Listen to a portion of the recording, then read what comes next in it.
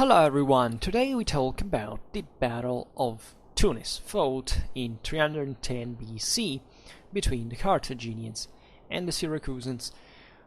As every battle video, we will essentially make a tactical history of the battle. The main source for this is Diodorus, book 20, chapters 10 to 13. There are other sources for the background that we'll have to give necessarily, but the other source about battle is Justin, that writes after Pompeius Trogus, and that offers actually a very few information, doesn't practically talk about the battle, the tactical development proper. It just gives slightly different numbers in terms of the size of the Carthaginian army and losses.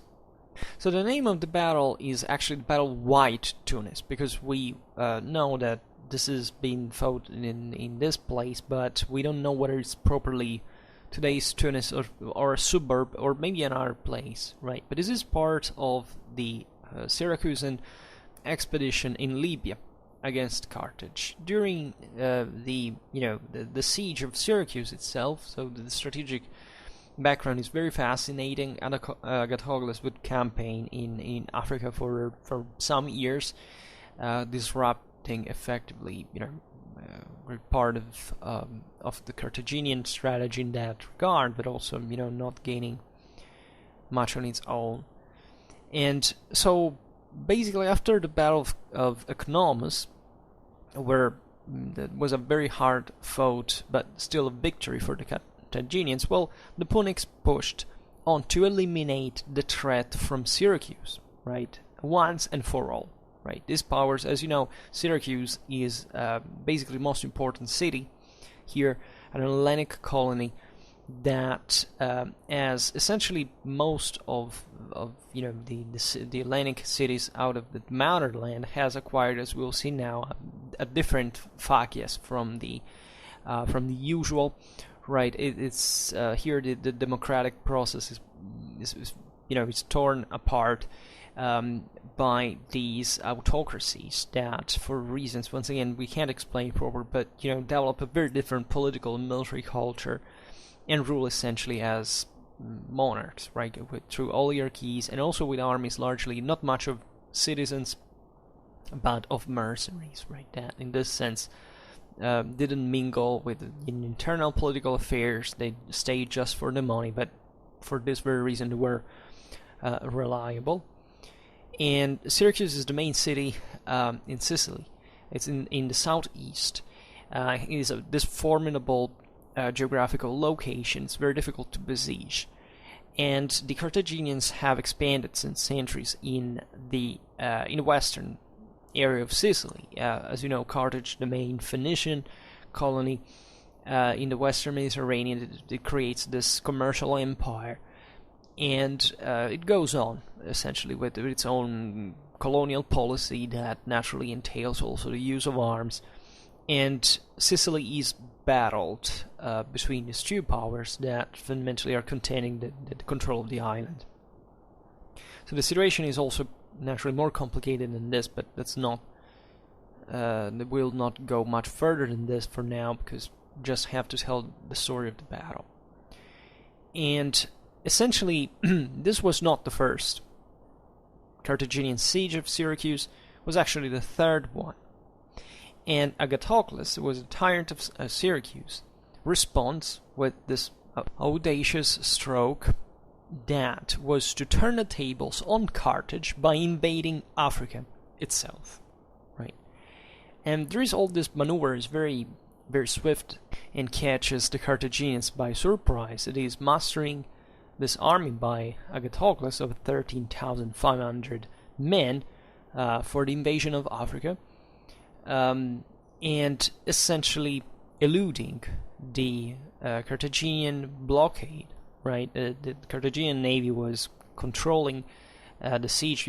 It couldn't happen without blockading by sea, of course. But the Syracusans managed to pass, and the ships carried basically just infantry, right? As we will see, the sources do not speak of cavalry for for the Syracusans, albeit we know that since these ships lacked horse transports, the cavalrymen were present though. They brought their saddles and bridles because they hoped to acquire horses in Africa, right? North Africa being very famous, of course, about good mounts at the time, and kind of easily available. But we should also consider here the types of cavalry, etc. But it still doesn't tell us nothing about how, by the Battle of White Tunis, whether there were horses among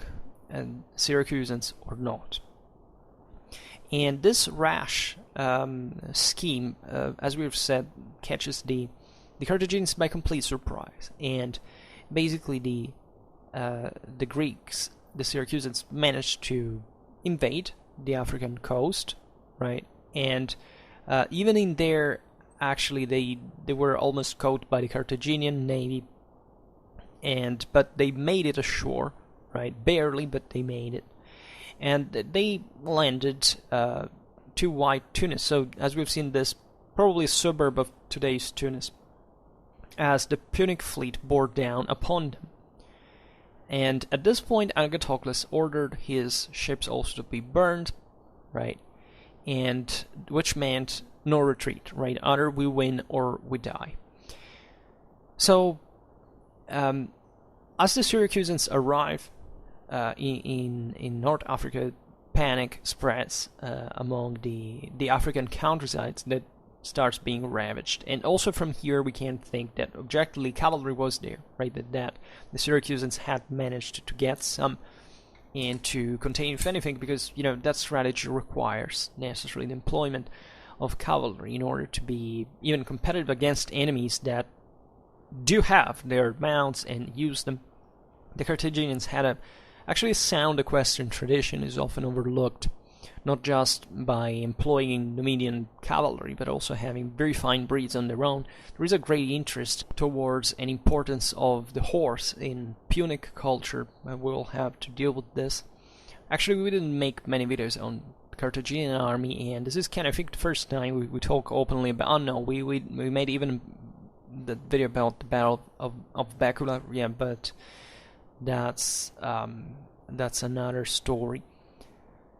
But anyhow, we will take this thing in consideration. Today we will talk also about the Sacred Band, and therefore we'll introduce some units even for the Syracusan army that should have a bit of, of introduction for, but I'll try to make it concise for what matters, because actually we don't know very much about these armies themselves, not just in this situation, but in general. Right, we have an idea though, and then that's by getting those essentials, so you can have a better view, a better view of the thing. So at this point, Carthage was ill-prepared to meet the Syracusans, right? Because they had, there were many strategic reasons. Now we can't explain either. But Carthage never played, let's say, with this, invading forces like the last invasion was the one of at the time of Cambyses in 530 BC, right? The Persians trying to invade Libya, and so on. But they never faced anything like that. The African population on the hinterland were somewhat incapable to take coastal towns and cities. Controlled by Carthage, and so on. But this was a wholly different thing, because Agathocles was commanding a substantial army, and the Syracusans were part of a proper Hellenistic military model that also here we have addressed many times, but without quite explaining at its fullest. We don't talk frequently about Hellenistic warfare, but we should, at some point we should make a very sound introductive video to understand what is Hellenistic warfare, right? Hellenistic warfare is not copying the tactical formula of the Macedonian armies. It means to acquire a vision in terms of combined arms and being able to exploit all the pros and cons in the various units to gain an ultimate end. And the peak of this, and we can say of warfare in general, historically speaking, will be reached, in fact, by Carthage under Hannibal, right? And under also an Hellenistic legacy that started actually a couple of generations later, right? Under the once again the invasion of Carthage by the Romans during the First Punic War with Atilius Regulus, that failed miserably, and thanks also to the Spartan advisor that in general that the Carthaginians appointed in that situation. So it's part of a greater. No, it's not technically about a Spartan legacy, as many people think. No, it's part of a broader Hellenistic military culture that actually Sparta had a relatively few to do in that regard, but that surely had demand to also to teach and know about. We made a video actually on the Spartan army of this later times. We've seen how actually Spartan traditionalism in that circumstance was successfully surpassed, and actually the Spartans became some of the best interpreters of the Hellenistic military philosophy, if anything, however, being too weak to make the difference in the political picture of the time in Mediterranean. But anyhow, having also in their own absorbed this understanding, but this would come later. But in general, the Syracusans were an enemy to be reckoned with, right? And Syracuse can be even seen as in the Siceliote and also in the general, Western. I would say in general the Hellenic colonies in the whole Mediterranean, even in the Black Sea. The peak of military development of a single polis, right? It's obvious that at this time, the Hellenistic military tradition leaves the most in the Diadochi kingdoms. But if you take a single polis, right, as such, and you realize how much effort they put into the development of a sophisticated and effective armored force, well, Syracuse really stands out, and surely in the West was one of the most effective armies of the time. And it was largely they had something in common with Carthage, because Carthage is growing to be Hellenistic herself, right? And not just because of this direct Hellenistic influence, or say Hellenistic teaching or doctrine, but we can't even call about it in these terms, but because it was open to the concept that the employment of the military instrument wasn't much of a it was something you could toy with, right? The idea of the fact Carthage was a city of rich merchants that didn't quite like military lifestyle in itself. There were a few clans that were from which the main generals were usually drawn, and that were more warlike in this regard. And surely the whole Western Mediterranean and beyond was permeated with this warlike ethos that lived even among the everybody at the time. The idea that a man was a warrior, right, independently from the cultural background you lived in. So yeah, this was the case, but the Carthaginian army was never the Carthaginian citizenry never developed professional military as such, right? They simply recruited mercenaries to go fight in their stead, and they contributed marginally with a part of their citizenry that did fight, but not with excessive results, as we will see even today. And it also was evolving from an interesting background on its own, because the relation between Carthage and the African hinterland is also to be understood. For also, I don't know if you're interested in the Punic Wars, and you have to be able to spot certain what it means to be Lybo-Phoenician, for example. What's that military culture, and what's their fighting style that is often misunderstood. Right, there is this idea, in fact, as we were saying before, that Carthage kind of copied or adopted the Hellenistic phalanx. Absolutely false. Absolutely, it never happened. But it was still an Hellenistic power from a military point of view, because it still managed to combine all of the things that they readily had, right, to achieve a result, right? You don't need a phalanx to conquer the world, right? Even if Alexander is who did that, you can do it also in different ways and with different models and different tactics, right? It's not a pike or not even the training with it per se that makes the difference. It's much more than that, and we will have to explain it when we will talk about more in detail about these things, about Alexander, about the Diadochi and the Punic Wars and so on. We will do it step by step.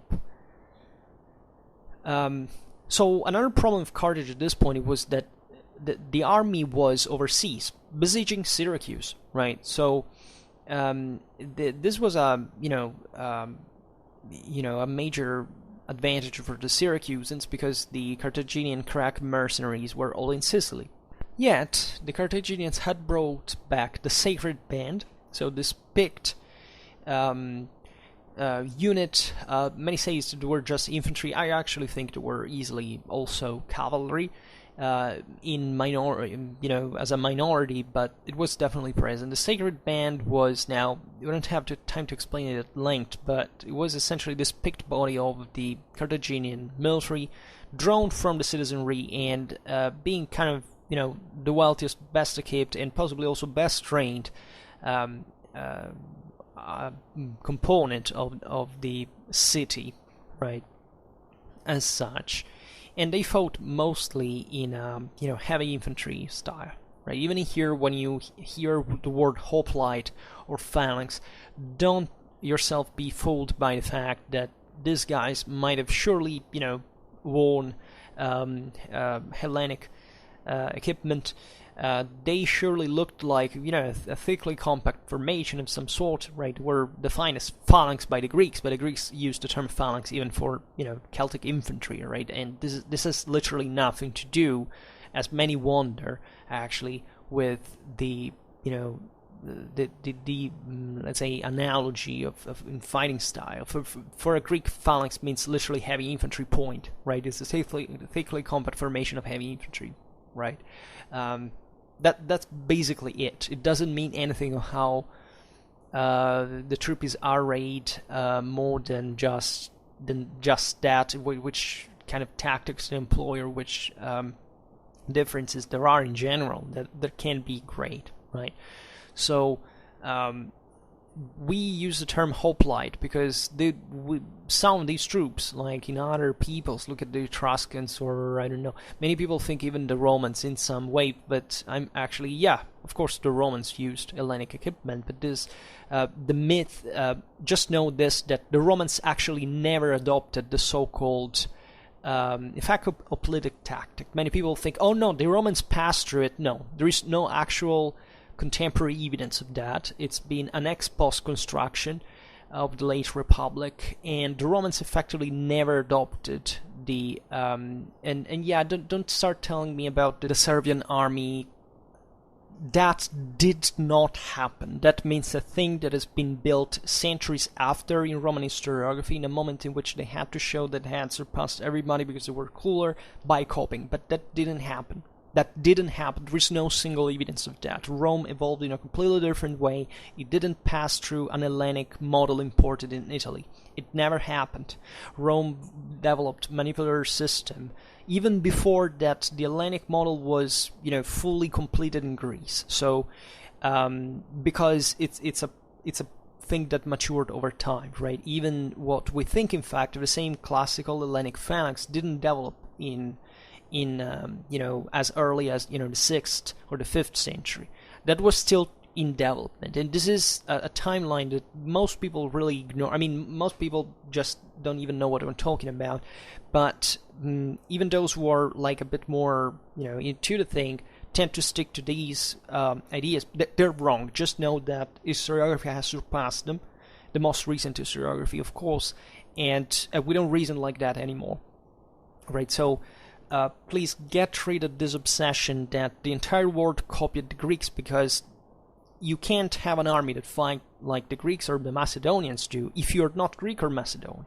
In fact, they were also two different things, and in fact, the Syracusans didn't have a Macedonian phalanx, for example, nor Pergamon seems to have had.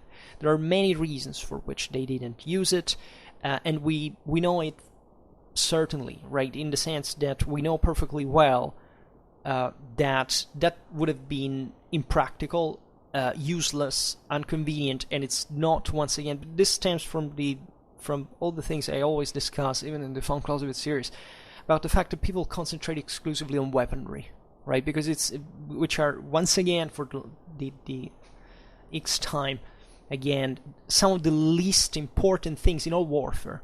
And they presume that using a weapon, generally speaking, means to fight in a certain way. No. That's not a decisive variable, right? And it's not how warfare works, historically speaking. And Hellenistic warfare is, this time that we're discussing here, is also very easy to frame. Like, there's not that there's an endless amount of sources you can, revel in, and speculate. We know these things by now, and the fact that there is no awareness, once again, on this, final, I would say, accomplishments, historiographically speaking, is disturbing at the levels of, we don't talk about history enough in our world.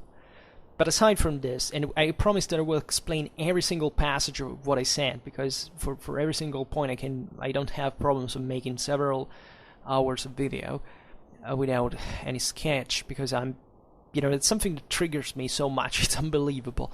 But anyhow, so the Carthaginians had brought back at this point from Sicily the sacred band and the cavalry, right, to deal with the Syracusans. And the problem, though, is that these were kind of picked troops of some sort, and they were not, if anything, numerically enough to cope with the Syracusan army. It was a very drilled and experienced one on the base of its especially mercenary character. And so this meant that Carthage herself had to rise her own troops. And by the way, the Carthaginians were employing in Sicily also their own mercenaries, the Numidians, and so on. So they couldn't leave the wall siege, right, as such. And because the wall strategic deal at that point was, the one who held the longest in this thing and could inflict to the other the deadliest blow, right? They were really betting an incredible amount of they hated each other guts, by the way. These were like cats and dogs. Like they couldn't really. It was a mortal combat, if you want. Eventually, the Romans arrived. Everything finishes. But once again, that's another story. What Carthage does now was to levy a mass of infantry from Africa itself, and this meant largely from the local Libyan tribes, usually. The sources here that we use, Diodorus talks about 40,000 infantry for the Carthaginian army that fought at Tunis. Justin talks about 30,000, and probably harmonizes, talking about 3,000 in terms of losses, so a ratio of 1 to 10, but Justin is probably not such a, even if he's writing after, Pompeius Strogus, that when we read this some tens of thousands, it's usually, we're pretty sure it was a large number of troops. Probably not actually 40,000, because that's an enormous number, right? There were probably less. 20,000 foot, it's more likely. But here, even in the pictures I prepared, we say 40,000 just because we're following Diodorus, and that's kind of easier to, we know what we're talking about by approximation. Also, we are told, in fact, by the same Diodorus, of 1,000 cavalry and 2,000 chariots, right? Now, 1,000 cavalry, it's realistic for Carthage, that had very fine horses and breeds, and their magnates could easily levy from their latifundiaries very fine breeds, and they surely could field 1,000 cavalry. The point 2,000 chariots is a bit questionable. We could think that 2,000 chariots, we're talking about the chariot crews maybe.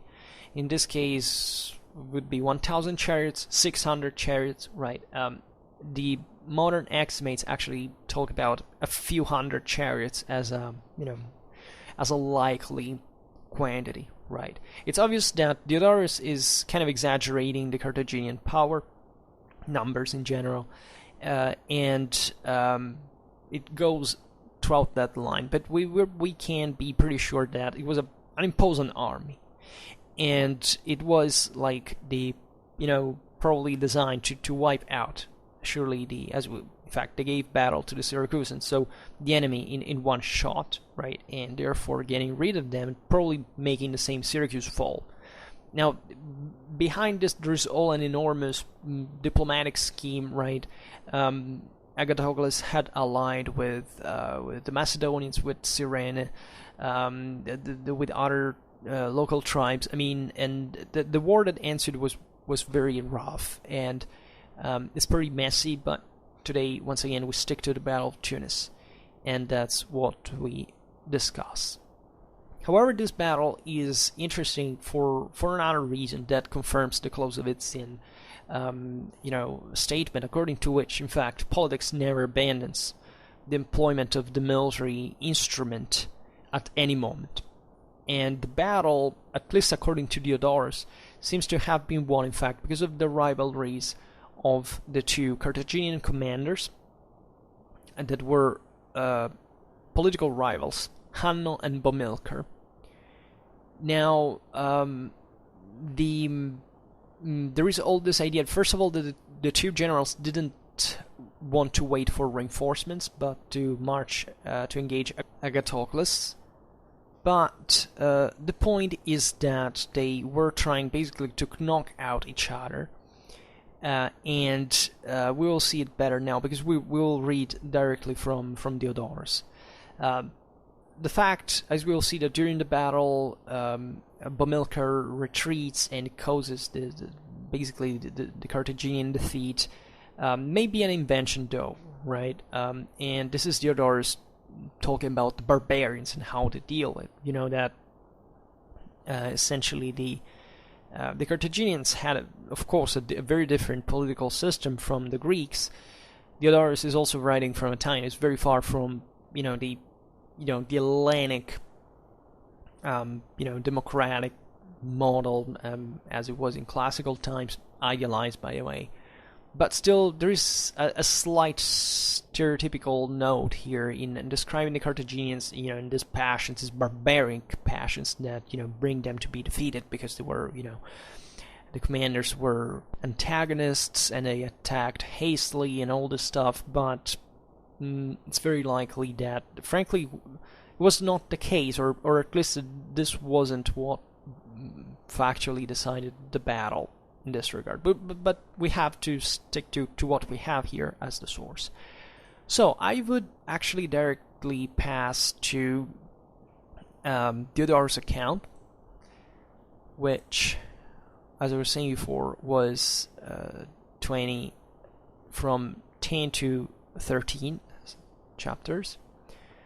So he says, now that all had regained their courage, the council, we're talking about the Carthaginian Senate, reprimanded all the commanders of the fleet because although controlling the sea, they had allowed a hostile army to set foot on Libya. Yeah, okay. And it appointed as generals of the armies Hanno and Bomilcar, men who had an inherited feud. The councillors thought indeed that because of the private mistrusts and enmity of the generals, the safety of the city as a whole would be secured. But they completely missed the truth. For Bomilcar, who had long had his heart set on tyranny, but had lacked authority and a proper occasion for his attempt, now gained an excellent starting point by getting the command as general. The basic cause in this matter was the Carthaginians' severity in inflicting punishments. In their wars they advanced in their leading men to commands, taking it for granted that this should be first to brave danger for the whole state, but when they gained peace they plagued these same men with suits, bring false charges against them through envy, and load them down with penalties, which is literally what happened everywhere else, in the civilized world. and not just that one. Going on, therefore some of those who are placed in positions of command, fearing the trials in the courts, desert their posts, but others attempt to become tyrants. And this is what Bomilcar, one of the two generals, did on this occasion. About him we shall speak a little later. And as you know, the Carthaginian generals were also said to make very sad ends, which is true, definitely, if they fail, in case they were basically crucified, literally, if they didn't save the city. There was a pretty dark, consider what we were saying about before, the warlike nature of the normal political culture of the time, right? It was the fact that Carthage was less warlike, in the sense it was not kind of enriched and kind of more bourgeois centered in this regard, didn't erase what were the cultural horizons of the time. They were conquering the world, because every single power essentially aimed at that in a way or another, and the whole deal of ruling was that, this expansion and this defeat of other peoples in the process. But it's interesting, however, and it's probably very realistic actually, that these rivalries existed, right? And that these two commanders were appointed exactly because they had kind of a different view. Think about Cannae for the Romans and how this turned into kind of disaster, because one council wanted to do one thing, the one another. This may actually be one reason even why Tunis was a disaster. Not much the fact, as we'll see, that Bomilcar was said to have essentially subtracted support to the other half of the army during the battle itself, and causing the defeat. But in any case, here Diodorus goes on and says, but to resume, the generals of all the Carthaginians, seeing that the situation was not at all consistent with delay, did not await soldiers from the country and from the allied cities, right? Which definitely seems to be like a bit counterstating on the dimension of the army.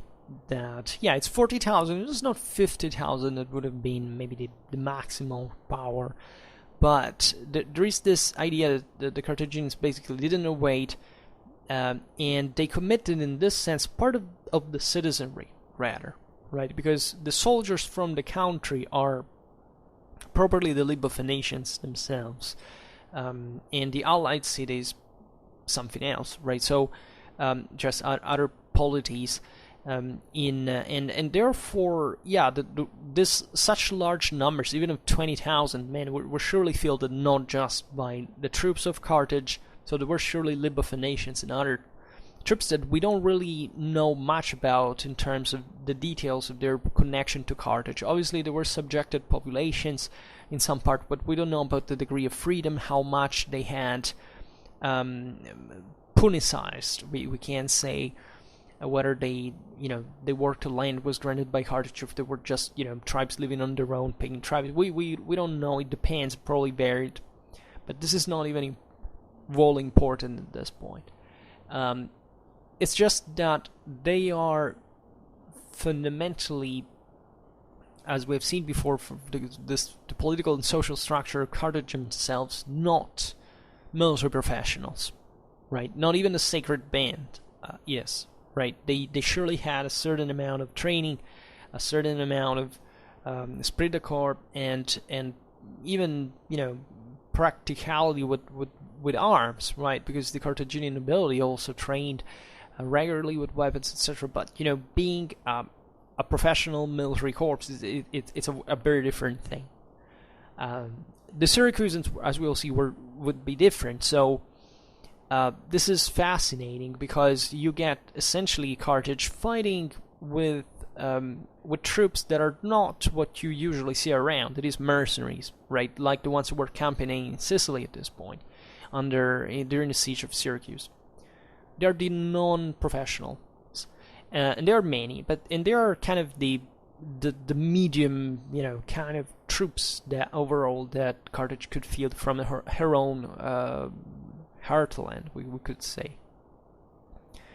And here Diodorus starts talking about, so the Carthaginians go out there to meet the Syracusans.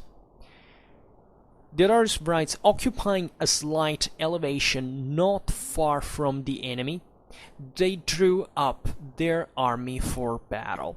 So as you see here, I worked for these drawings. They take an astonishing amount of time, during almost the whole afternoon. And here we repeat more or less, it's schematic. And there are lots of things in this representation that may be actually not matching completely. And we will see now why, so we will make a criticism of our own map here. But Diodorus tells us Hanno, so remember here Hanno and Bomilcar are two collegial generals that they're leading together. So Hanno had command of the right wing, as you see here. Those enrolled in the sacred band. So you see here basically a line, a Carthaginian right composed by a sacred band, fighting beside him, right? And Bomilcar, commanding the left, made his phalanx deep, since the terrain prevented him from extending it on a broader front. So here I represented, as you can see, the Bomilcar's left, so the bulk, the numerical bulk of the Carthaginian army on two ranks, because later on we will see that actually only the first one apparently joined the battle, right, and the other was likely left in reserve. So here the source, as you have heard, is expressly saying that the terrain, eventually on the Carthaginian left, as represented here, speculatively didn't, allow the phalanx to be deployed on a broader front. So it means that for whichever reason, the flank. So you see here that theoretically here the Carthaginians are on a slope, as the source actually tells itself. So I think overall that because of all this information, they were effectively, at least the Carthaginian left was deployed on two ranks, right? Which might have been true even of Sacred Band. We don't really know. So you don't take this reconstruction as, look, Schwerpunkt said that, so it was like that. No, we don't really know. We are listing here just the essential.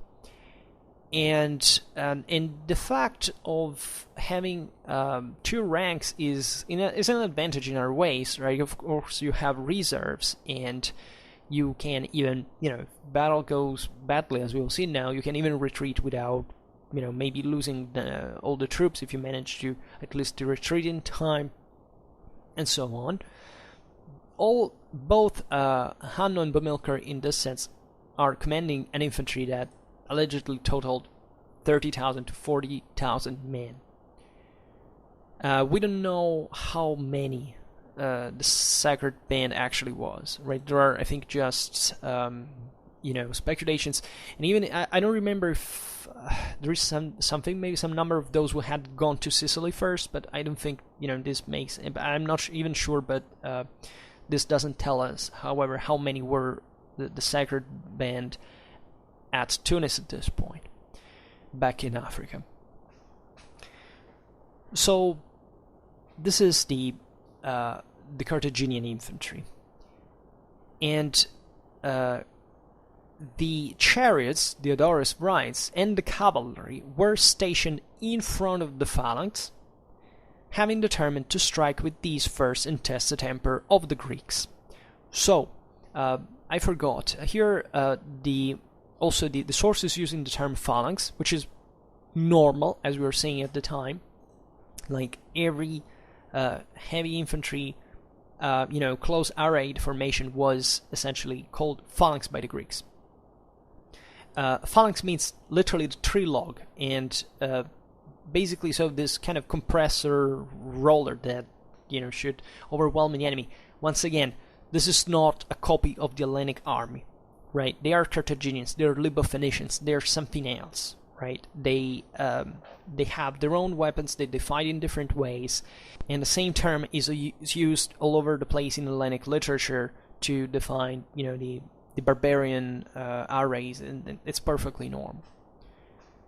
Then we have this problem of the horse, because here's the source, as we've seen, has stated that there were these chariots and cavalry in the numbers respectively of 2,000 and 1,000 each, stationed in front of the phalanx, with this task of essentially testing the Syracusan resistance.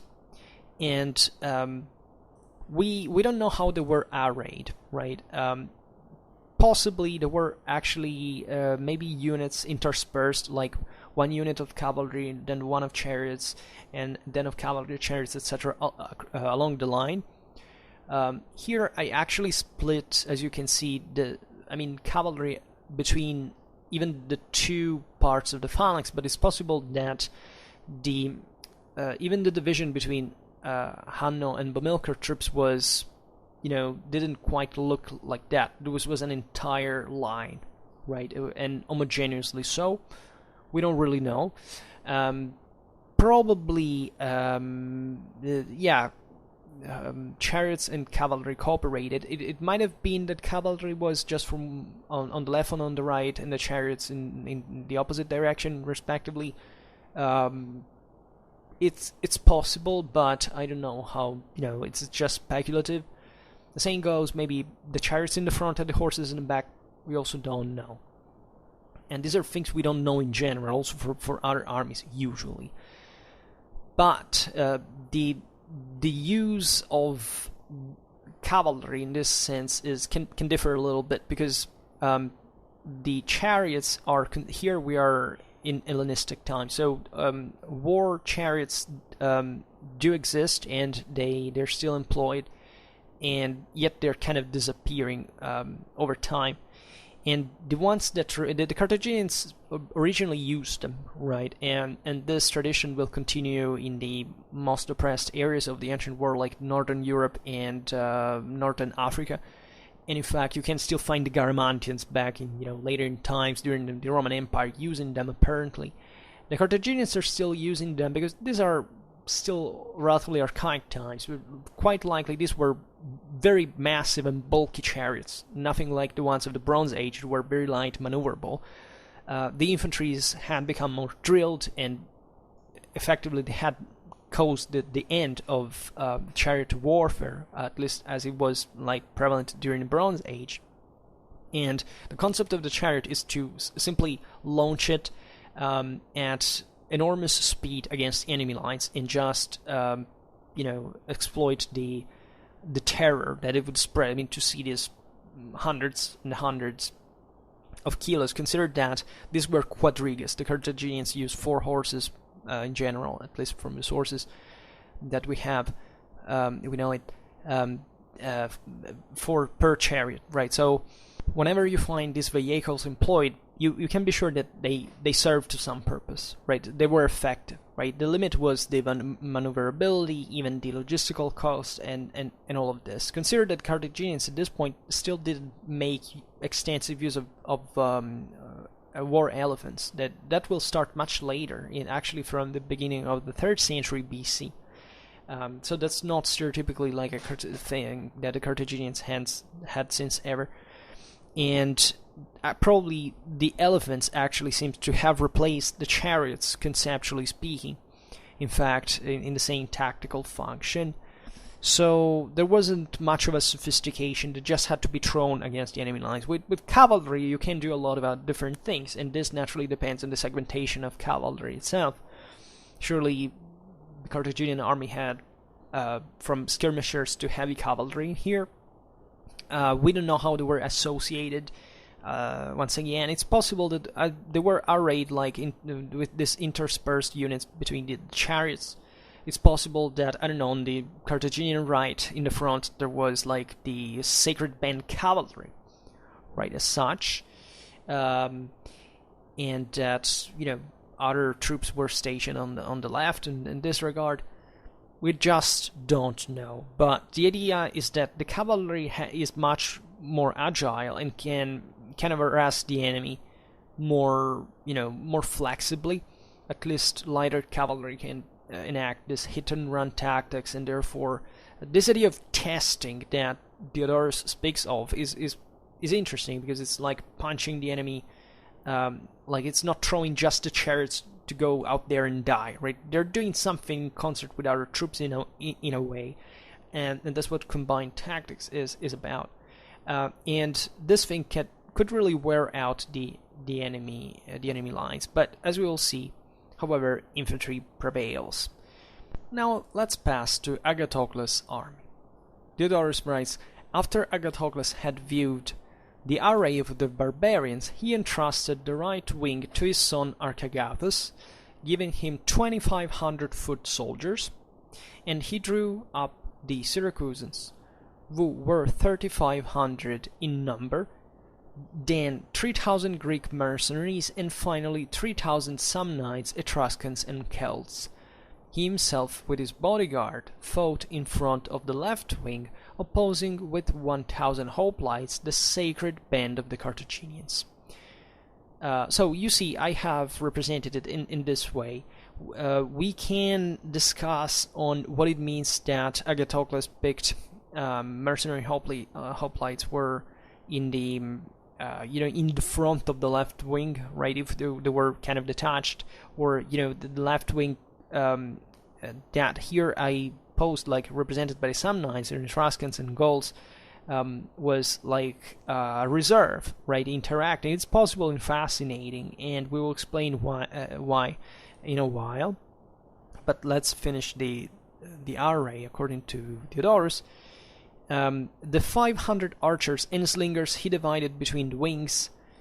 Yeah, so here I mentioned just archers, but anyway, it's not a big deal. And there was hardly enough equipment for the soldiers, and when he saw the men of the crews unarmed, he had the shield covers stretched with sticks, thus making them similar in appearance to the round shields, and distributed them to these men, of no use at all for real service, but when seen from a distance, capable of creating the impression of arms in the minds of men who did not know the truth, right? And we will see in a while how he eventually boosted his army's morale. But here, as you can see, I think more or less that this might have been a viable deployment. We don't know largely how it really was. Usually the Greeks had traditionally a asymmetric formation, right? That usually gave, in fact, more strength to usually to the right wing, actually, because that was the one that had to stop the this natural push towards the right that the hoplites usually had when they marched. This is really not the case, because here the troops are very different. But it's still asymmetric, because there is the idea that the left, in this case, first of all, we know Agathocles deployed his troops after having looked at the Carthaginian array. They were, after all, ones who gave battle first. So he decides evidently to counterbalance on his left, the sacred band on the Carthaginian right. So that's where the best of his troops would be concentrated. And in fact, if you look at which troops he chooses, he not only chooses with great courage, by the way, his own bodyguard, right? Consider that also Hanno was fighting in the sacred band together with the other troops. In fact, he will die in it. But this was a very courageous choice. Consider that at this point the Hellenistic rulers were violently, pathologically, and psychopathically obsessed with Alexander, with Achilles, and all this idea that they had to be warriors in their own regard, and that they had to show no sign of fear. It was really within their mind at every given second. So this, however, was perhaps a reasonable choice, and especially if you look, who are the guys who are in the rear in this sense, because here Diodorus has listed from the right, apparently to the left, the deployment of the Syracusan army. So we know that, as we've seen, Agathocles son Archagatus was on the right, with these, we don't know really with whom, right? As we have the Syracusans actually in another division, as we see here, another Hellenic mercenaries on this other one. We may think that this Archagatus was in control of the Siciliote troops, right, of the Sicilian allies and other populations from the Sicilian, from the coastal towns of Sicily, and also the tribal population of the interland, that were fine troops that were used to continuous strives, right? So, there were on the right wing some troops you could trust. In fact, he detached his son there. Probably has to do with with also this moral boost, etc. So the center, as you realize, they were still dealing essentially with the Carthaginian medium infantry, we could say, the Lybo-Phoenicians as well, is composed by the Syracusans, so probably the hoplites of the city, and other Hellenic mercenaries. So kind of medium infantry in their own regard, right? The Hellenic mercenaries perhaps being relatively better. Probably the Syracusans here are the least effective. They're also the most numerous, as you realize here. So, yeah, but we don't really know. But the interesting thing is that if the Samnite, Etruscan, and Gallic mercenaries were stationed on the left here, and the source says that Agathocles put himself in the front, it doesn't say to, like, here, let me see how he writes it, like, but, I mean, the fact that he placed himself in front of the left wing together with his own bodyguard means that the bodyguard was advanced as well, right? And he even gives this number 1,000, so it's not just, 50 men interspersed in, the left wing array. No, this is a unit on its own. And the guys who were on the left, apparently, according to the description, were these others. Samnites, Etruscans, and Celts that were actually, if you look at the composition here, probably the finest troops, right? After Agathocles' bodyguard, because we're talking essentially of all these peoples were coming from the Italian peninsula. The Celts possibly also from in the outer space, but usually this the Syracusans hired Gauls from Italy, from Cisalpine Gaul in the north, and they had already done it with Dionysius at the beginning of the century. But here, and there were kind of tribal populations, right? The Etruscans, yes, lived in polis, in kind of city-states, but they had also very kind of aristocratic and violent mindset, considering the local warfare in general, right? It would be interesting to know who they were, but generally speaking, the Italian peninsula at this time was populated by these tribal populations, the Samnites, for example.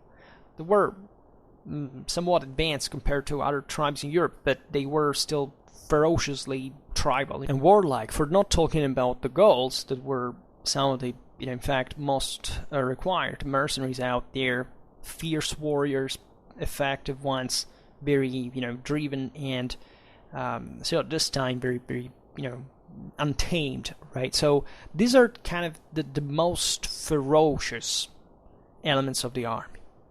And the fact that they're stationed apparently behind Agathocles' bodyguard makes me think, in general, that they may have actually supported this smaller... there were 3,000, so they were 3-1 with Agathocles' bodyguard. So this means that, if Agathocles had this picked mercenary hoplite, so very heavy infantry, very well driven, motivated, well paid, right? So, well, expert in military affairs. You had really the spearhead of the army, supported by these other very flexible, also very agile, usually, warriors from the Italian peninsula that could back them, right? Support their flanks, right? And fill in the gaps of where if the enemy had broken through, etc. So these are really the best troops that are used to confront the sacred band. Also, there is this other thing that the Syracusan army had missile troops. Here we read archers and slingers dispersed. There were 500, so not really many, but enough to make some damage as missile on the flanks, right? So to target hopefully the enemy flanks or even surround, right? When if there was any possibility. The sources do not speak of cavalry for the Syracusans at this point, but it's likely that there was, right? And that if it was here, it was likely... I mean, it's difficult to say. Some say that it might have been stationed on the flanks. They might have been deployed also in the front, somewhere here. It's difficult to tell. We simply don't know. There is no evidence, so it's purely speculative. But it would make sense to have...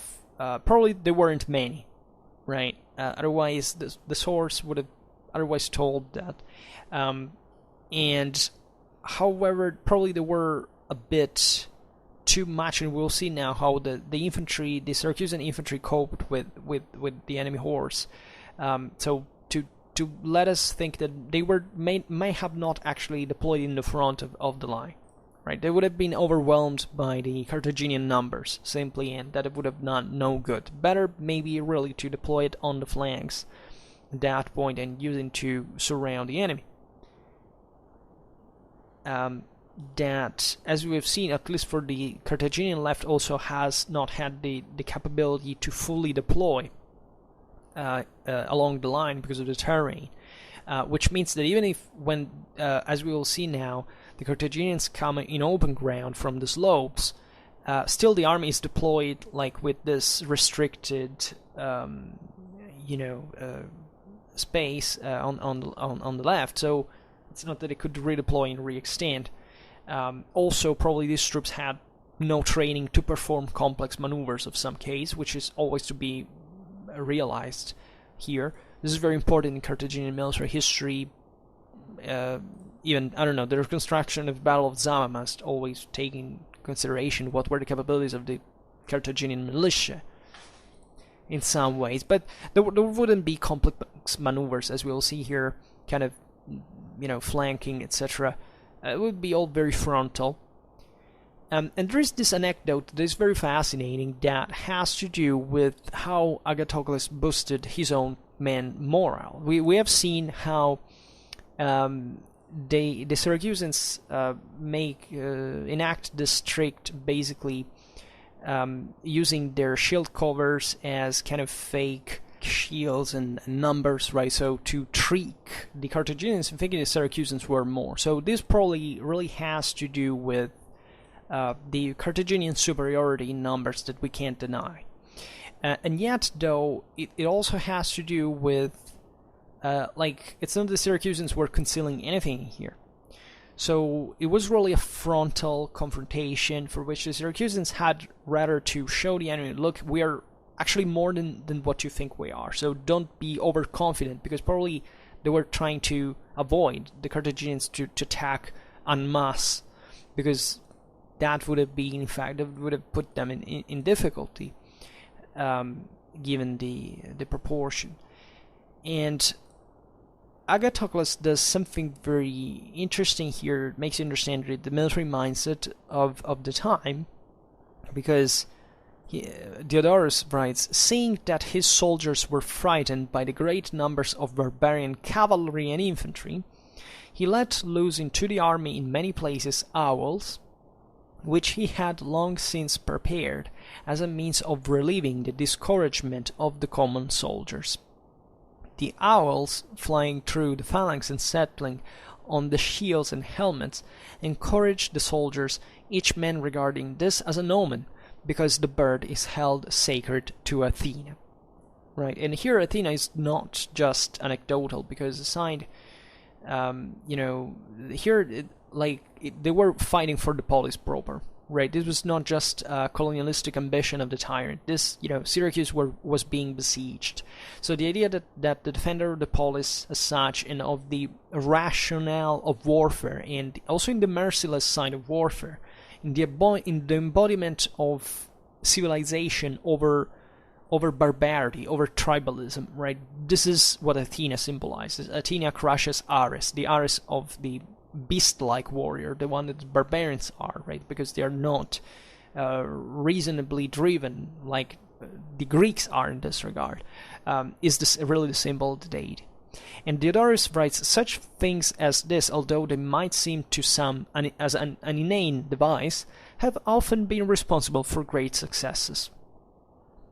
And so it happened on this occasion also, for when courage inspired the common soldiers and word was passed along that the deity was clearly foretelling victory for them, they awaited the battle with great steadfastness, which is very fascinating because it really makes you realize how much this world was rooted in and wired to this religious dimension in this omen. There's also contact with the natural world that symbolized kind of of nature of the deity participating proper true nature also to the events of the mortals and naturally giving support to them. So even the symbol here of the owl is very fascinating because for a tyrant, let's say, is also kind of more republican than it should be. And naturally, not even Syracuse had lost the idea, after all, that this was an Hellenic polis as such.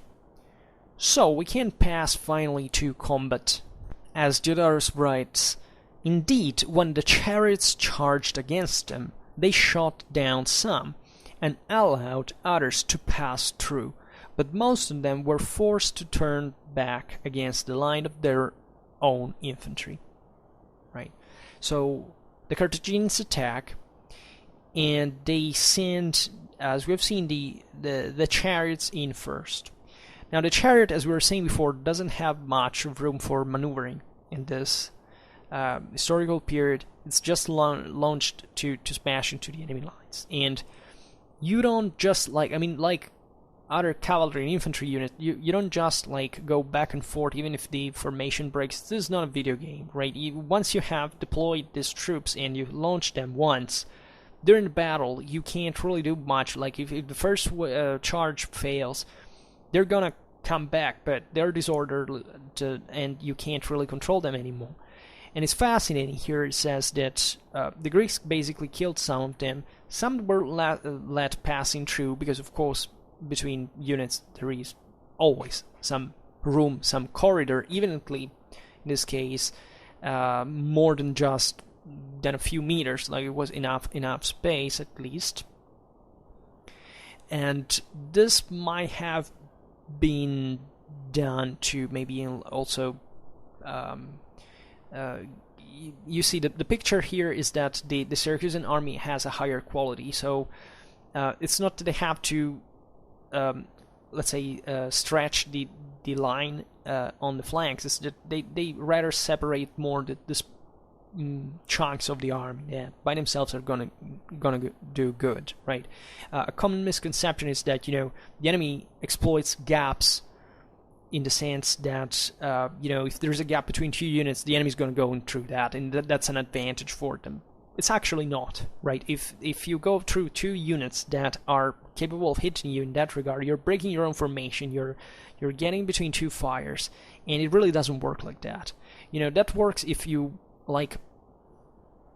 open a hole into the enemy line, in the sense that an entire sector, an entire unit of that the line collapses, and therefore you can pour through and eventually attacking the enemy from their own flank. But you need the same compactness of your own units, a way also to command them, to direct them in that regard. That's a wholly different thing.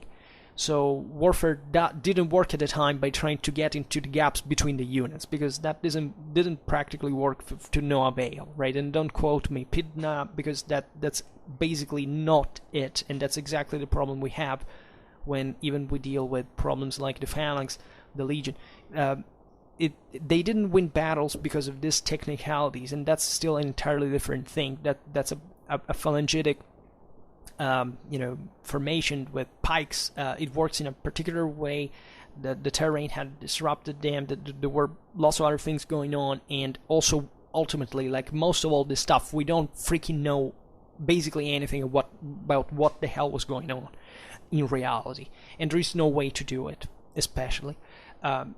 But in this case, you see that, the Greeks even let some chariots pass through. I don't know how to interpret this, whether it was saying, look, we can't even just, let them pass, you don't, and this speaks actually for a good, even resilience of these units. The ability of simply remaining steady at their place, and also by simply the fact that they managed to repel the enemy chariots. These are not even pikemen; these are hoplites. These are even warriors, as we've seen. So they're not even designed, but just have a high morale. And evidently, these chariots didn't have much of it. And Diodorus goes on and says, in the same way they withstood also the charge of the cavalry. So this probably means that the cavalry was might have gone on a different wave. So the hypothesis we made before, either these units were interspersed cavalry infantry, or there was cavalry chariots, or there were actually a line of chariots and a line of cavalry, right, one behind the other. And or they were maybe deployed onto different parts of the line, right? Here it's told in kind of a consequential way, so it's possible that effectively the chariots were actually the spearhead of the Carthaginian cavalry, and the rest of the horse were just like not of support, because as we've seen they charge in their own turn, but naturally, the greatest smashing power, shock power, is embodied by the chariots, right? And the chariots are sent here in just like as for smashing through the enemy line, or at least weakening them. In a way, cavalry could exploit that. But normally, in this time, it's also not normal for cavalry to break frontally the enemy formation, right? It would happen very, very rarely in the ancient world. In the Hellenistic era. And so it's possible that even the horses here were used as just like for softening up the enemy lines, and then essentially engaging them with the infantry and hoping that they would be tired enough for succumbing to the fresh and more numerous Carthaginian troops that, however, seemingly were also of lower quality. So this was probably the Carthaginian tactic, as we can see.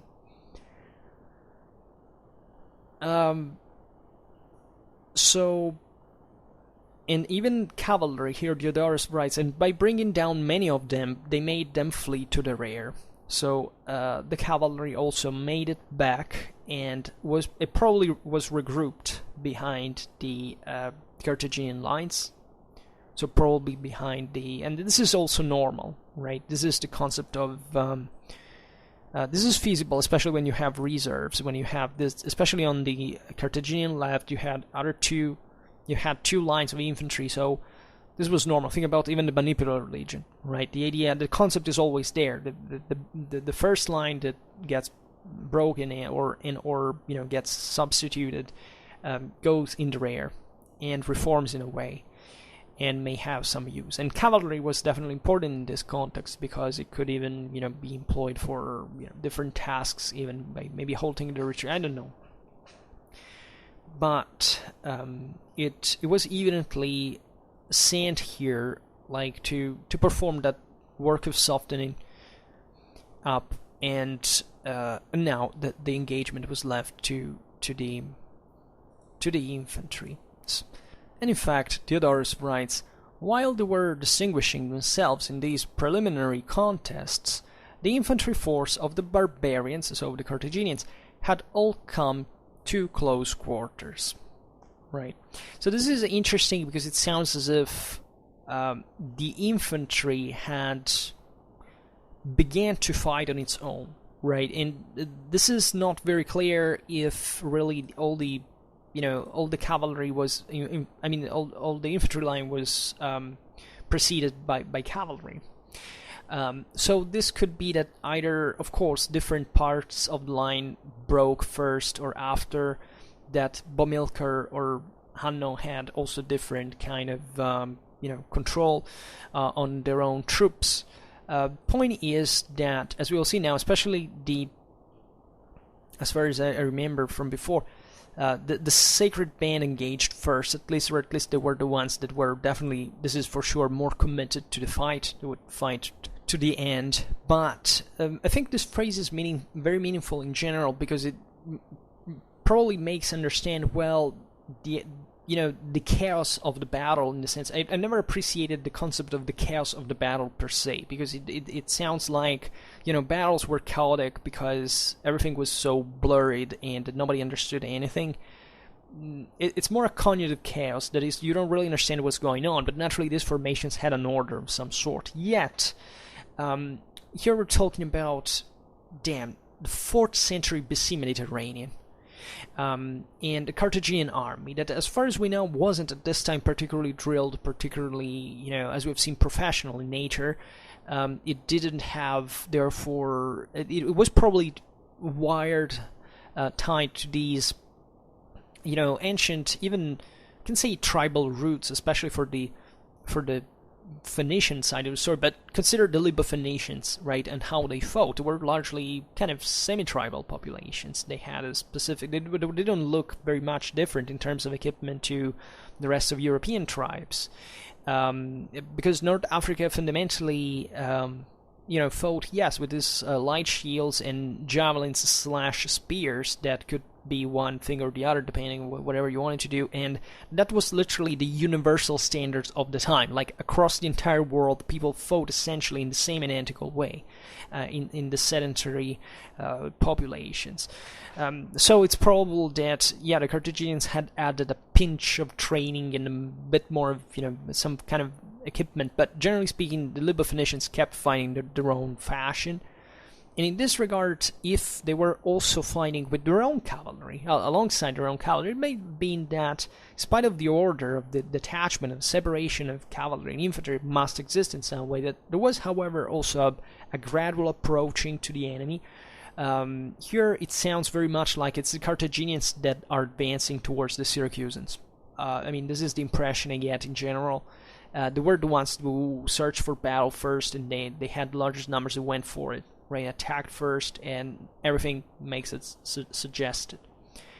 And they came to close quarters. So here now, the infantries are being, are engaging, and there is an intense fight, as we will read now. Diodorus writes, a gallant battle developed, and Anno, who had fighting under him the Sacred Band of selected men, and was intent upon gaining the victory by himself, pressed heavily upon the Greeks and slew many of them. So this is very interesting, because it definitely says that Hanno in particular went for it, and trying to wipe out what we had in front, that is, nonetheless, that Agathocles, his bodyguard, and also the finest of the Syracusan mercenaries behind him. And so really, the Carthaginians naturally rationalized that their right wing was the one that had to, to lead the whole thing, right? Because the other troops might have been many, but they were not as good as the others. And generally speaking, the infantry that they found themselves in front of their left, so basically the Syracusan right and center, were on average tougher, right? They were less. They were here, how many were they?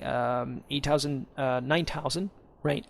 But they were much less than them. So the deal, is that technically also the left could break through, right? But also, that's where the political intentions of Bomilcar here are intertwined in the narrative. So it's not easy to understand what actually went on. But at least it seems clear that Hanno, in this context, was really, wanting definitely to win and to bring victory home, and being rewarded for it, for all the political and other motivations he evidently had. And also the fact here that the Greeks suffered heavy losses is interesting, right? The idea that Hanno was also committed himself in the front line, in the battle itself, is fascinating. And Diodorus goes on and says, even when all kinds of missiles were hurled against him, he would not yield but pushed on, though suffering many wounds, until he died from exhaustion. Right? This is deep, right? First of all, the most interesting thing of this passage is that, according to me, it supports the hypothesis that he was fighting actually not just with Agathocles' picked mercenary hoplites that might have used, I don't know, maybe there was some picked Tureophoros even, some elite javeliners, some other javeliners of some sort. Maybe the archers and slingers here that are appointed had some peltists among them, who knows. But the fact that Agathocles was deployed in front, as we've seen, of the Samnites, Etruscans, and Celts, that, as we know, made extensive use of javelins, may explain why Diodorus stresses that Hanno was targeted by these javelins, and kind of all of them, he says, right? So when all kind of missiles were hurled against him, right? So this is fascinating, and it could even reflect the varied, weaponry of Samnites, Etruscans, and Celts, etc. And because you see, you getting all this kind of missiles until, there is also the left composed by archers and slingers. Yeah, so here we don't really know, but what does he write here? All kind of all kind of missiles. Yeah, so we don't really know, but the idea is that this line of infantry is being targeted heavily, right? And the enemies had just like a few hundred missile troops specifically. So the idea that he was tempested by projectiles may speak for the fact that we're talking about the javelins employed by the Syracuse and let's say Italian mercenaries that coming from the old Italian peninsula. Also, the fact that he died out of exhaustion, right? And don't think that this is merely anecdotal, because we think that a battle is, just you can get killed by a weapon, right? No, you don't die of exhaustion. Like you can suffer, such a trauma that you die. It happens. But that's not an idea we get very used to. Like our military today is much more psychologically stressed than, also physically stressed, of course, but the psychological side of the story has probably increased in some ways. But here, in the ancient battle, the physical commitment was so much more intense. I mean, you really had to get there to rip that guy's guts to get it done, right? It's not that you pull the trigger to take down someone at 200 meters, right? That can stress you out. It's terrible. I don't comment on it because I also never experienced it, but that can traumatize you pretty damn heavily. But the day you die of exhaustion because you're really so pumped and your heart really fails because you're under this overwhelmingly physical, and physically loaded activity, right? Think even about a commander that has to check all various units as much as he can, that is really risking his own life to one of so many things at once. You die of exhaustion, right? Probably he was wounded multiple times, but the fact he died of exhaustion is very realistic, very, very realistic, and it still happens, of course, in the modern military. It has always happened everywhere. I don't want to detach very much the terrible experience of battle, like from today's and the ancient war, because I don't really think it's enormously different in some ways. In others it is, but I mean, don't think that the stress here was less than today, right? It was as much probably, and in this case, the thing was wild, right? Because these were the finest troops involved from both armies, and were really fighting for victory, from life and death and annihilation. Right, because these guys had, the Syracusans had their own city, mother city, under siege from these guys. They hated their guts. These others, they had their homes invaded. Agathocles has devastated the countryside, set everything, distracted all this latifundia, all this, killed all these people. I mean, that's a huge deal. So these guys really have all the most ferocious, some of the most horrible, graphic, needlessly cruel and ferocious and evil actions you can imagine. Just imagine a total bloodbath, right? Of the things you could see on this battlefield. It was pure butchery and nothing else, right? So Hanno is gone, right? And Diodorus writes, when he had fallen, the Carthaginians who were drawn up in that part of the line were disheartened. Well, I would say so. Basically, Sacred Band suffered a pretty heavy moral blow here. But Agathocles, on the contrary, and his men, of course, were elated and became much bolder than before. Right? Because the thing was really going, right? You would kill the enemy general, is a huge deal.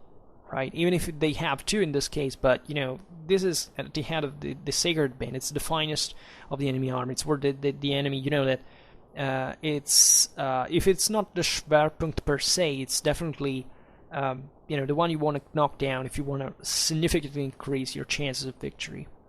So that's now when the thing gets overturned by this fact that, we can't command. It's kind of weird in itself, but that's how Diodorus tells us the story. Because he says, when Bomilcar, the other general, heard of this from certain persons, thinking the gods had given him the opportunity for gaining a position from which to make a bid for the tyranny, he reasoned thus with himself. If the army of Agathocles should be destroyed, he himself would not be able to make his attempt at supremacy, since the citizens would be strong. But if the former should win victory and quench the pride of the Carthaginians, the already defeated people would be easy for him to manage, and he could defeat Agathocles readily whenever he wished.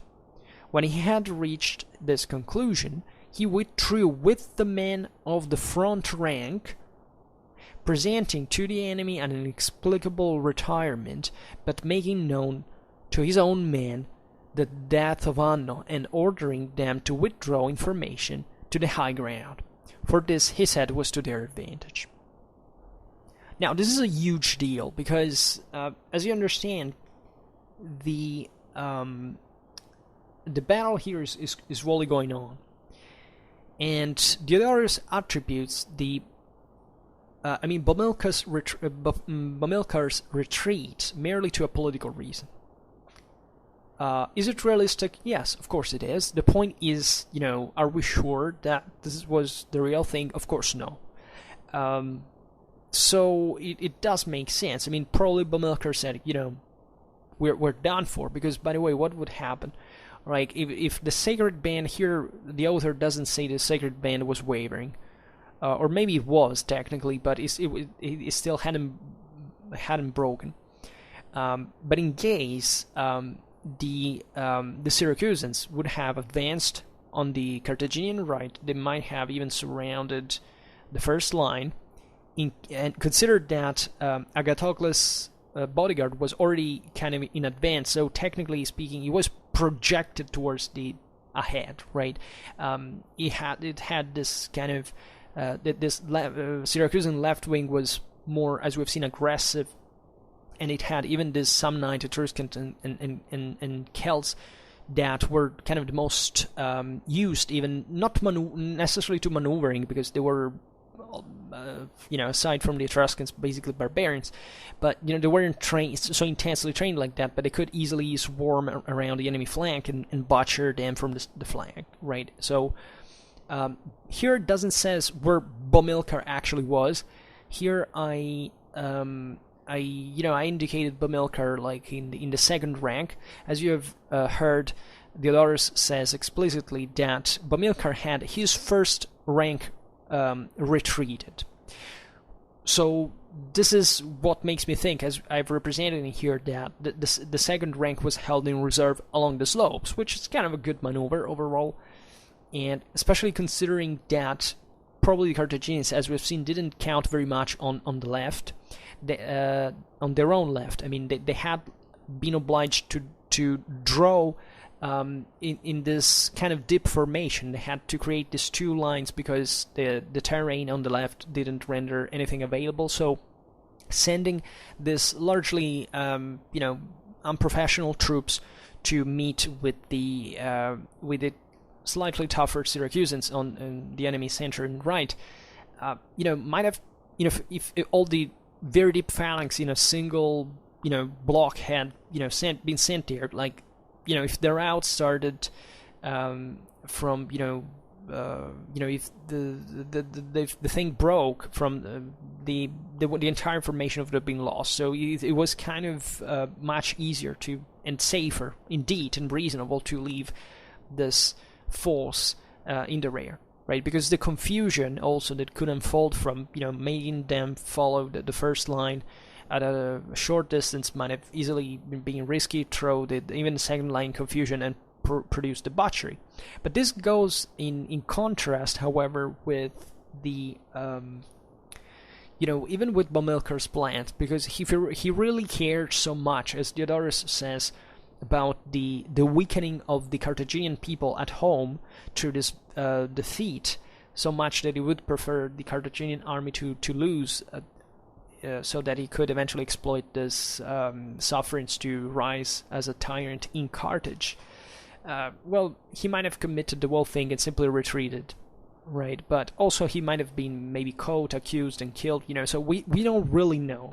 We don't really know. But it kind of makes sense of saying, I mean, after all, Diodorus is kind of right, because, you see, if the first line here, the Sacred Band, and the first line on the Carthaginian left were still fighting, and really Bomilcar called this off and said, okay, let's retreat, and causing, as we will see now in a while, actually a general retreat collapse. The thing may be, on purpose, like at least come on, wait them for at least be defeated on their own. Don't order them to retreat before it's over, because you see, before they break on their own, because you have committed them. So either you make him fight at this point and cause at least some damage to the enemy. Otherwise, why do you make them retreat? It's very risky. They're gonna be thrown in panic. These guys are not trained. That they can't perform. They can't leave someone behind to resist for too long. In fact, the whole freaking mess happens. While actually the Sacred Band keeps on fighting, and that's the crazy stuff, because that reveals that they were really, really tough, really good. And that's perhaps what Bomilcar really wanted, you see, because the left was probably composed by Lybo-Phoenicians, so not really Carthaginian citizens, while the Sacred Band were actually the finest of Carthage. So it was really maybe for relieving the Sacred Band alone on the field, knowing that probably they would have fought to the last, as they would, and that's a part, like, from the oligarchy, really, that ruled Carthage, that to suffer the heaviest blow, and that's what's really the people of Carthage that Bomilcar feared, right? And there were probably political opponents, even in the Sacred Band, fighting right there, just like Hanno had done. And it's interesting that he also spread more from these messengers that among his own troops that Hanno had died when he got the news.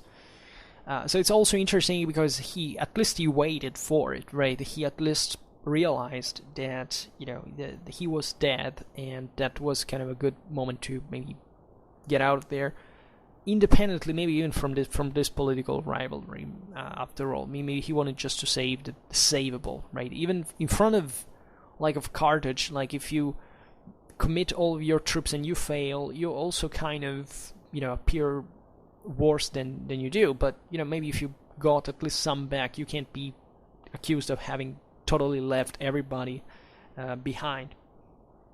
These are all speculations, but that's the point I'm making about this battle. But this is when the mess actually happens, and Diodorus remarks it, because it says, "But as the enemy pressed on, and the whole retreat was becoming like a rout, the Libyans of the next ranks right, believing that the front rank was being defeated by sheer force, broke into flight. Those, however, who were leading the sacred band after the death,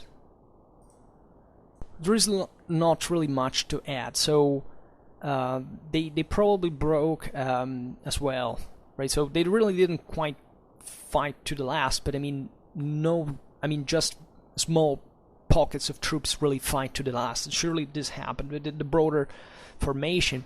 These troops were probably the sacred band were in the number of thousands, right? So it's no formation of thousands of people fights literally to death. Someone always flees, and it's usually the majority, even if it's the most picked body, unless you don't really surround it and butcher it down, right? But that's also a risk.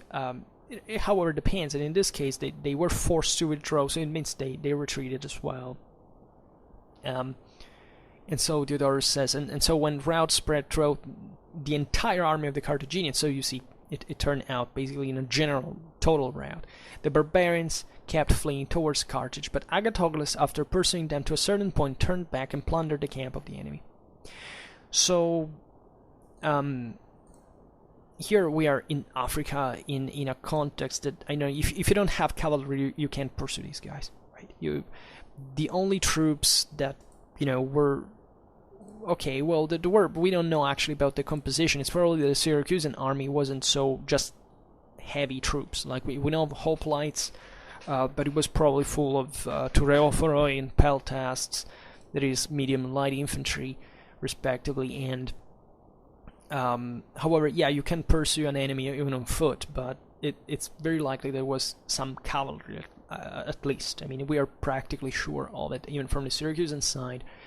And the fact that here Diodorus says that, that Agathocles pursued the Carthaginians just up to a certain point, right? So, said, okay, yeah, let's stop, let's turn back and plunder the camp, right? Which, in any case, would have been in their own hands. So, it's not that the entire army ran after the enemy. It simply says that, they didn't pursue, it sounds like at least, they didn't pursue for very long, which may speak actually for the reduced numbers in cavalry proper, and the fact that possibly part of the Carthaginian army had saved itself, right? And Diodorus says there fell, in fact, in this battle, Greeks to the number of 200, and of Carthaginians not more than 1,000. So these are contained losses, right?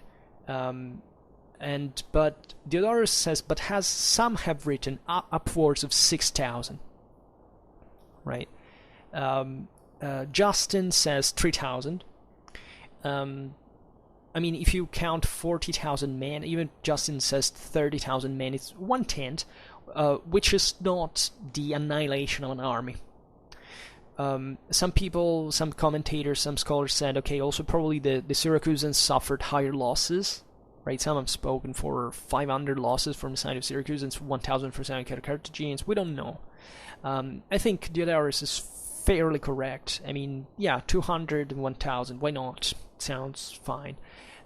It's just, we don't know the exact proportion, but what this passage means is that, once again, the Carthaginians didn't lose everything. They lost a relatively few, but it's just still a defeat, which, it also brings to, not much of other options, right? Then Diodorus writes, in the camp of the Carthaginians were found, along with other goods, many wagons in which were being transported more than 20,000 pairs of manacles. For the Carthaginians, having expected to master the Greeks easily, had passed the word along themselves to take alive as many as possible, and after shackling them, to throw them into slave pens. But I think the divinity of such purpose in the case of men who were arrogant in their calculations changes the outcome of their confident expectations into its contrary. So here it says basically the Carthaginians were overconfident before the battle, which kind of makes sense if you have those numbers. But if anything, this speaks definitely for the quality of the Syracusan army in this regard. That was surely on average superior in terms, parity of numbers was of higher quality. And now Agathocles, having surprisingly defeated the Carthaginians, was holding them shut up within their walls. So you see here, yeah, they don't lose much on the field, but this was a very heavy blow to their morals, and they might have not suffered. They could have not afforded to suffer another defeat, so they had to defend Carthage as well. So this is a strategic calculation you have to always take into account. But evidently, even in terms of of quality, they couldn't really compete with the Syracusans, right? Now the Syracusans were essentially raiding the Carthaginian countryside at their will. And yeah, it says alternating victories to humble the victors equally with the vanquished. So the thing went on, but now this is not important because we're just making a history of the battle. So definitely, the simplest way to interpret this, and probably not the worst one, is that the Syracusan army is an Hellenistic professional army of a capable ruler and commander, and of a city that is desperate. So there is all the moral forces and the motivation for having Agathocles, invaded Africa and dealt with the Carthaginians in their homeland, just like they were doing in Sicily with them. And I think we have touched all the various topics that were of tactical significance. I don't think there is much to add, because as I've been always saying for this video and many others about ancient and modern battles alike, we don't really know what happened, right? There are hints about some logical interaction between the various arms. As we've seen, the tactics are not very complicated. This is a normal, let's say frontal type of engagement with the collapse of one wing, and the consequent fall of the rest of the army. And this is kind of normal, right? This is a fairly plain battle. Like, objectively, yes, other battles were more complicated, but this one was, however, it's not that being less complicated was easier to win, right? This was like a matter of determination, especially from the side of the Syracusans, and whatever happened within the Carthaginian command, they screwed up, and it ended like it did.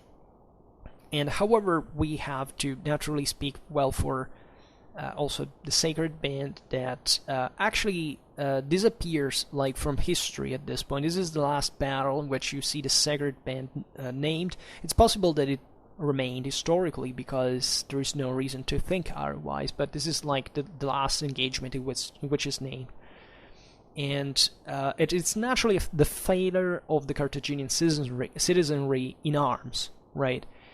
This is very important. We could talk at length about how this had happened. How, I mean, the Syracusan army that was fighting in Africa at this point was the direct consequence of the same process that had taken place in Sicily. The decline of the democratic regime in the Siciliote cities, and the rise of tyrants and armies of professionals. Like, this is something that happens in many occasions in history, and that actually speaks for a greater military effectiveness of the second model. It is very thought-provoking and also controversial. That is to say, the citizenry overall is, if there is not a professional military service involved, is not an effective military tool in general, right? Merchants, shopkeepers, artisans, are not meant for war, and projected in our times, this definitely means also a lot, because we are largely we were much less, an average, Carthaginian merchant was probably more warlike, than we are in proportion to our world, right? I mean, the idea that, in fact, like this battle proves, together with others, that the Carthaginian citizenry was, as in terms of freemen, committed in military expeditions. I mean, was something normal conceptually at the time. But Agathocles is commanding an army of mercenaries, of professionals. There are citizens as well, but they're largely troops drawn from somewhere else. Greek mercenaries, probably local Sicilian troops, some knights, Etruscans and Celts from the north. There is definitely the picture what Hellenistic warfare here looks really like, and the idea in historical perspective, in fact, the Carthage learned pretty late to be the sophisticated military culture that we can see as maybe not even in Carthage in itself, but definitely within the Barcid family, and that we know best from especially the Second Punic War. So in this context, that however was born in the First Punic War as in fact as a Hellenistic legacy, right? And we will have to speak of Carthaginian military culture in this transformation, because there are really certain stages you can trace of dynamics that are not, in fact, they're not linear. They're not like this power was born like this, it had its military culture, it remained invariant. No, there was a transformation, and in fact the increase in military effectiveness largely passes through the loss of also of political freedom in part. This would be true for Carthage, it would be true for Rome, right? So it's a big deal.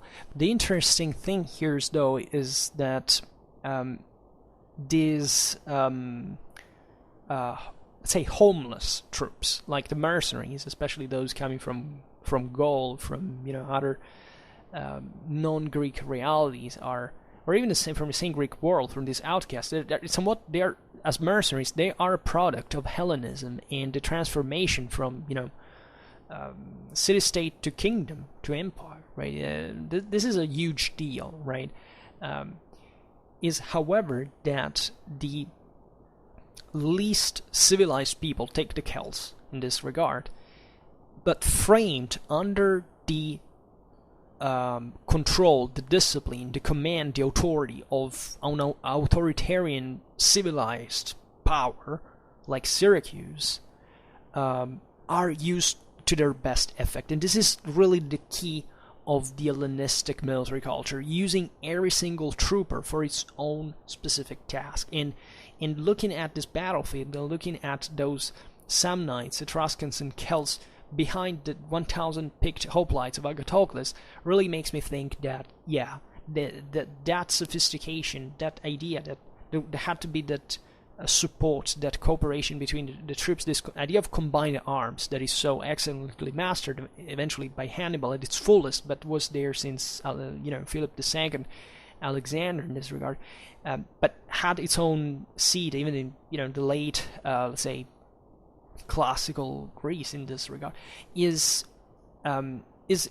flourishing, is really bringing those results. And here you have a guy that instead of defending his own city that is under siege and getting bogged down there, decides to do what? Okay, they invaded my own home. Okay, now I go to their home while they're not there because they are here besieging my own. And it even succeeded in beating these guys on their home soil. So that's a huge deal, and it's really it really speaks for civilization. And that thing of Athena and of the owls that we've seen is really the symbol of this all. If you wonder that why that episode was chosen, it's because it was done for the polis here. It was done, for a polis under a tyrant, but it's still the destiny of the polis. Right here, if the Carthaginians win, it's not like, either the people or the tyrant win, the demos or the tyrant or the tyrannos win. It's everybody loses. So this barbarians, as Diodorus calls them, Diodorus Siculus, by the way, so he knew about the thing, definitely is a great historian and informed of the facts, was really saying, okay, we still identify in Syracusae, right, in Greek, the city, the polis, right, and that's all what mattered, because all authoritarian democratic in a very different meaning that we use today at the time, these regimes were all gravitating around the polis. And the symbol of the polis is Athena by definition. So that's meaningful, and I want to interpret this battle this way because it's really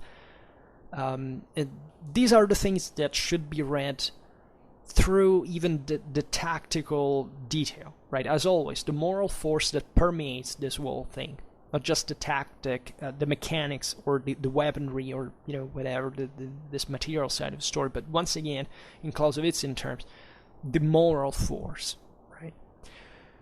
All right, so we stop it here. For now, I just hope that you enjoyed this video. If you did, please share it. Otherwise, leave a like or subscribe to my channel if you're interested in my upcoming contents. And for now, I thank you heartily for listening to me. I wish you a nice time and see you next time. Bye.